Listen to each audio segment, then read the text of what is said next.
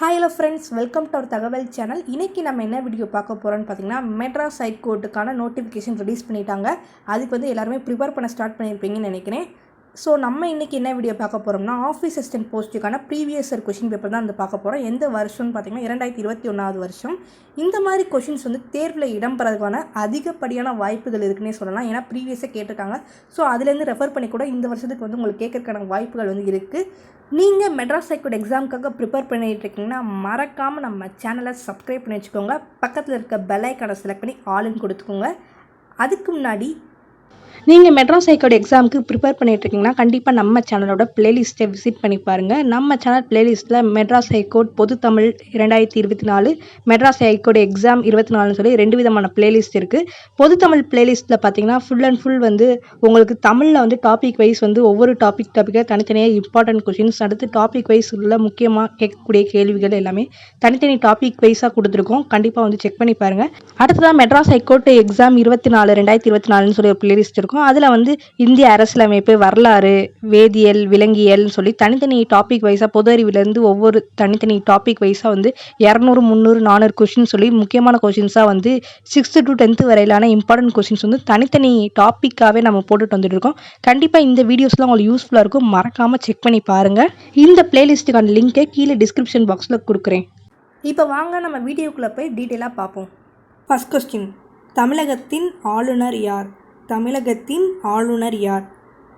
ஆப்ஷனில் கொடுத்துருக்கிற எதுவுமே கிடையாது. இப்போ தற்போது யார் இருக்கான்னு பார்த்தீங்கன்னா ஆர்.என். ரவி. ஆர்.என். ரவி.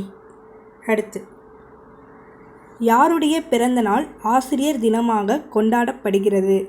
யாருடைய பிறந்த நாள் ஆசிரியர் தினமாக கொண்டாடப்படுகிறது? ராதாகிருஷ்ணன். ராதாகிருஷ்ணன். அடுத்து, இந்த வருடம் இந்தியா எத்தனையாவது சுதந்திர தினத்தை கொண்டாடுகிறது? இப்போ வரப்போகிற ஆகஸ்ட் 15 எத்தனைன்னு பார்த்தீங்கன்னா 2024க்கு 78. 78. ஸோ இது கிடையாது. இது அப்போ கேட்ட கொஷினால 75. இது இப்போ கேட்டாங்கன்னா 78. அடுத்து, காற்றை ஒளியாக மாற்றும் இசைக்கருவி. காற்றை ஒளியாக மாற்றும் இசைக்கருவி நாதஸ்வரம். நாதஸ்வரம். அடுத்து, ஈட்டி எறிதலில் தங்கப் பதக்கம் பெற்ற இந்தியர் யார்? ஈட்டி எறிதலில் தங்கப் பதக்கம் பெற்ற இந்தியர் யார்? நீரஜ் சோப்ரா. நீரஜ் சோப்ரா. அடுத்து, 6th கொஸ்டின், இந்திய உச்ச நீதிமன்றத்தின் தற்போதைய தலைமை நீதிபதி. இந்திய உச்ச நீதிமன்றத்தின் தற்போதைய தலைமை நீதிபதி இப்போ யார் கரண்ட்டாக இருக்கான்னு பார்த்தீங்கன்னா ஆன்சர் டி. இவரோட ஃபுல் நேம் என்னன்னு பார்த்தீங்கன்னா தனஞ்சய யஷ்வந்த் சந்திரசூட். தனஞ்சய யஷ்வந்த் சந்திரசூட். இவர் தான் இப்போ தற்போது தலைமை நீதிபதியாக உச்சநீதிமன்றத்தில் இருக்கிறாரு. அடுத்து, புவியியல் வரைபடத்தில் நீல நிறம் எதை குறிக்கின்றது? புவியியல் வரைபடத்தில் நீல நிறம் எதை குறிக்கிறது? நீர்நிலைகள். நீர்நிலைகள். அடுத்து, பாண்டிய மன்னர்களின் கொடியில் இருப்பது. பாண்டிய மன்னர்களின் கொடியில் இருப்பது மீன். மீன்.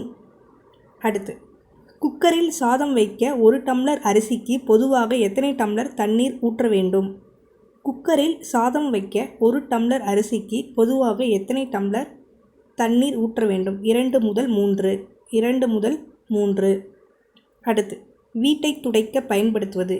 வீட்டை துடைக்க பயன்படுத்துவது லைசால். லைசால். அடுத்து, மாவட்டத்தில் மக்கள் குறை தீர்க்கும் நாள் பொதுவாக எந்த கிழமையில் நடைபெறும்? மாவட்டத்தில் மக்கள் குறை தீர்க்கும் நாள் பொதுவாக எந்த கிழமையில் நடைபெறும்? திங்கட்கிழமை. திங்கட்கிழமை. அடுத்து, நீதிமன்றம். நீதி என்றால் பள்ளிக்கூடம் டேஷ் ஆகும். நீதிமன்றம் நீதி என்றால் பள்ளிக்கூடம் கல்வியாகும். கல்வியாகும். அடுத்து, ஒரு செவ்வகத்தில் எத்தனை பக்கங்கள் இருக்கும்? ஒரு செவ்வகத்தில் 4 பக்கங்கள் இருக்கும். 4 பக்கங்கள் இருக்கும். அடுத்து, இந்தியாவின் மிக உயரிய விருது. இந்தியாவின் மிக உயரிய விருது பாரத ரத்னா. பாரத ரத்னா. அடுத்து, மனித உடலின் மிகப்பெரிய எலும்பு எது? மனித உடலின் மிகப்பெரிய எலும்பு தொடை எலும்பு. தொடை எலும்பு. அடுத்து, சமீபத்தில் ஆப்கானிஸ்தான் முழுவதையும் டேஸ் கைப்பற்றினர். சமீபத்தில் ஆப்கானிஸ்தான் முழுவதையும் டேஸ் கைப்பற்றினர். தாலிபான்கள். அடுத்து, சென்னை உயர் நீதிமன்றத்தின் கிளை அமைந்துள்ள இடம் எது? சென்னை உயர் நீதிமன்றத்தின் கிளை அமைந்துள்ள இடம் மதுரை. அடுத்து 18th கொஸ்டின். 385 என்ற எண்ணை கீழ்கண்டவற்றில் எதனால் மிச்சமின்றி வகுக்க முடியாது? இந்த 385 நம்பரை நீங்கள் இந்த கீழே கொடுத்துருக்க ஆப்ஷனால் டிவைட் பண்ணால் எதில் ரிமைண்டர் வரும்னு சொல்லி கேட்குறாங்க. நீங்கள் இந்த 385 டிவைட் பண்ணி பார்த்தீங்கன்னா உங்களுக்கு 5, 7, 11 இது மூணுலேயுமே ரிமைண்டர் 0 தான் வரும். பட் 3யை டிவைட் பண்ணும்போது மட்டும் உங்களுக்கு ரிமைண்டர் கிடைக்கும். ஸோ அதனால் ஆன்சர் 3 தான். அடுத்து 19th கொஸ்டின். உணவை கெட்டுப்போக செய்யும் உயிரியல் காரணி எது? உணவை கெட்டுப்போக செய்யும் உயிரியல் காரணி பாக்டீரியா. அடுத்து, கீழ்கண்டவற்றில் கார்போஹைட்ரேட் எதில் அதிகமாக இருக்கிறது? கீழ்கண்டவற்றில் கார்போஹைட்ரேட் எதில் அதிகமாக இருக்கிறது? அரிசி. அடுத்து, கீழ்கண்டவற்றில் வித்தியாசமானவற்றை கண்டுபிடி. Option A Ganga, option B Atlantic, option C Arctic, option D ஆஸ்திரேலியான்னு கொடுத்துருக்காங்க. இதில் கங்கை ஒரு நதி, அட்லாண்டிக் ஆர்டிக்கும் ஒரு கடல். ஸோ ஆஸ்திரேலியா மட்டும் தான் இதில் டிஃப்ரெண்ட்டாக இருக்குது. So answer Australia. அடுத்து, எந்த உறுப்பு மூச்சு விடுதலில் ஈடுபட்டுள்ளது? நுரையீரல். அடுத்து, கீழ்கண்டவற்றில் எது திடப்பொருளாகும்? மண்ணெண்ணெய், காற்று, நீர், ஆப்பிள். இதில் ஆப்பிள் தான் திடப்பொருளாகும். அடுத்து, இந்தியாவின் ஏவுகணை மனிதன் யார்? இந்தியாவின் ஏவுகணை மனிதன் டாக்டர் அப்துல் கலாம். அடுத்து, பனிக்கட்டியால் சூழப்பட்ட கண்டம் எது? பனிக்கட்டியால் சூழப்பட்ட கண்டம் அண்டார்டிகா. அடுத்து, கோழிப்பண்ணை தொழிலுக்கு பிரசித்தி பெற்ற இடம் நாமக்கல். அடுத்து, விலங்குகளை பாதுகாக்க உதவும் அமைப்பு எது? விலங்குகளை பாதுகாக்க உதவும் அமைப்பு ப்ளூ கிராஸ். அடுத்து, கீழ்கண்டவற்றில் எந்த கோட்டை விஜயநகர் அரசர்களால் கட்டப்பட்டது? கீழ்கண்டவற்றில் எந்த கோட்டை விஜயநகர் அரசர்களால் கட்டப்பட்டது? வேலூர். அடுத்து, பள்ளிகளில் மதிய உணவு திட்டத்தை அறிமுகப்படுத்தியவர் யார்? பள்ளிகளில் மதிய உணவு திட்டத்தை அறிமுகப்படுத்தியவர் காமராஜர். அடுத்து, 30வது கொஸ்டின். கோவிட்-19 வைரஸ் எந்த ஊரில் முதன்முறையாக கண்டறியப்பட்டது? கோவிட்-19 வைரஸ் எந்த ஊரில் முதன்முறையாக கண்டறியப்பட்டது? ஊகான். அடுத்து, படித்தவர்களின் எண்ணிக்கை மிக அதிகமாக உள்ள மாநிலம் கேரளா. அடுத்து, சிட்டுக்குருவி வாழ முடியாத பகுதி துருவப்பகுதி. அடுத்து, மன்நீதி சோழனிடம் நீதி கேட்டு வந்த விலங்கு எது? மன்நீதி சோழனிடம் நீதி கேட்டு வந்த விலங்கு பசு. அடுத்து, மஞ்சக்காமாலை நோய்க்கு சிறந்த மருந்து எது? மஞ்சக்காமாலை நோய்க்கு சிறந்த மருந்து கீழாநல்லி. அடுத்து, கீழ்கண்டவற்றில் முத்துலட்சுமி ரெட்டி என்பவர் நினைவாக செயல்படுத்தப்படும் திட்டம் எது? கீழ்கண்டவற்றில் முத்துலட்சுமி ரெட்டி என்பவர் நினைவாக செயல்படுத்தப்படும் திட்டம் கலப்பு திருமண உதவி திட்டம். அடுத்து, குறிஞ்சி என்பது மலையும் மலை சார்ந்த இடமும். அடுத்து, சீரிழமை என்பதை பிரித்தெழுதுக. சீரிழமையை பிரித்தெழுதுனா சீர்மை ப்ளஸ் இளமை.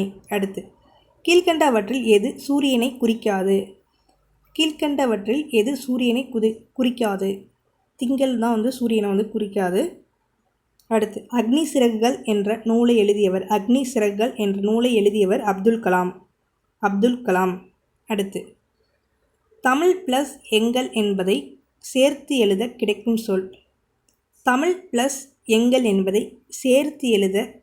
சொல் தமிழங்கள். அடுத்து, தொன்மை என்னும் சொல்லின் பொருள். தொன்மை என்னும் சொல்லின் பொருள் பழமை, பழமை. அடுத்து சித்தம் என்பதன் பொருள். சித்தம் என்பதன் பொருள் மனம், மனம். அடுத்து 43 கொஸ்டின். கற்க கசடர கற்பவை கற்றபின் நிற்க அதற்கு தக என்ற குறள் எந்த அதிகாரத்தில் இருக்கிறது? கல்வி, கல்வி. அடுத்து தவறான சொல்லை கண்டறிக. தவறான சொல் இதில் வென்றான், வென்றான் தான் இதில் தவறான சொல். இதில் மிஸ்டேக் இருக்குது. என்னென்னா வென்றானுக்கு ரா பெரிய ரா வரும். ஸோ இவங்க சின்னதாக போட்டிருக்காங்க. அதுதான் இதில் தவறான சொல். அடுத்து 45th கொஸ்டின். சரியான வாக்கியத்தை தேர்ந்தெடுக்கவும்.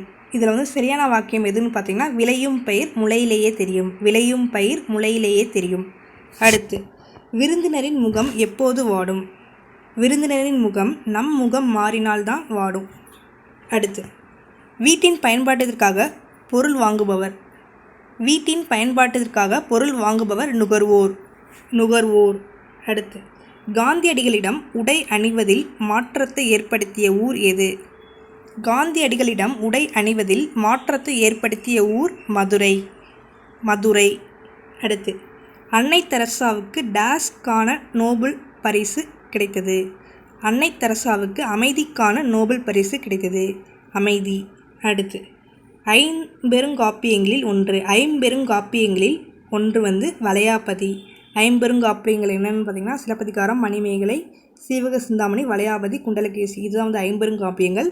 ஸோ இதில் வளையாபதி இருக்குது. ஸோ இதான் இதுக்கான ஆன்சர்.